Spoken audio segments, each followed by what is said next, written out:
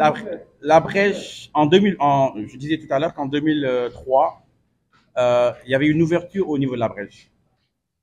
Une ouverture parce que il y avait des inondations à Saint-Louis et l'idée c'était de faire évacuer les eaux. Euh, L'ouverture était de 4 mètres.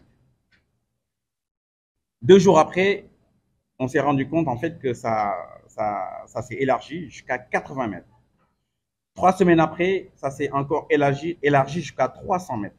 Et 8 mois après, l'élargissement se trouvait à 800 mètres. Donc, aujourd'hui, quand on regarde au niveau de la brèche,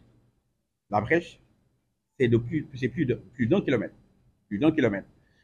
Est-ce qu'on doit continuer à regarder la brèche s'élargir?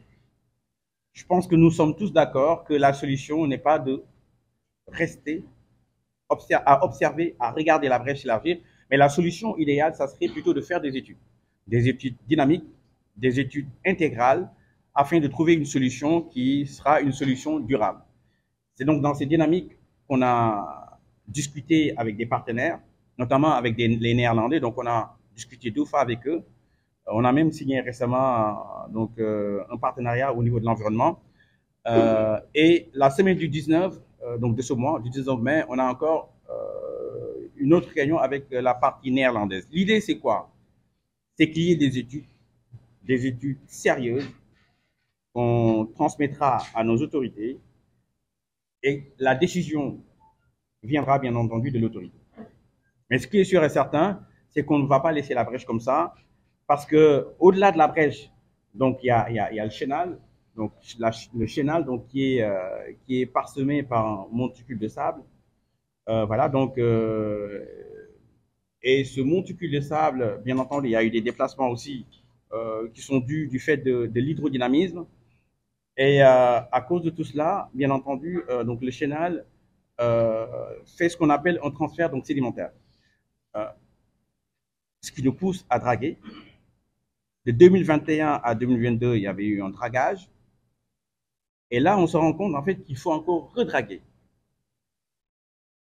Je pense qu'à l'époque, juste après 2022, il aurait fallu peut-être faire du dragage d'entretien qui ne nous pousserait pas donc dans les années qui viennent, donc l'année prochaine ou cette année, à recommencer à draguer.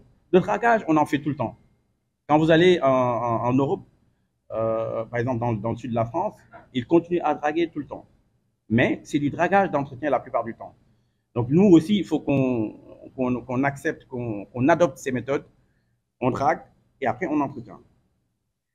Et là, on s'est rendu compte, quand on a pris donc le chénal pour aller au niveau de la brèche, que même au niveau du balisage, il y a de ces balisages qui sont déplacés, qui sont allés jusqu'au sur les bancs de sable.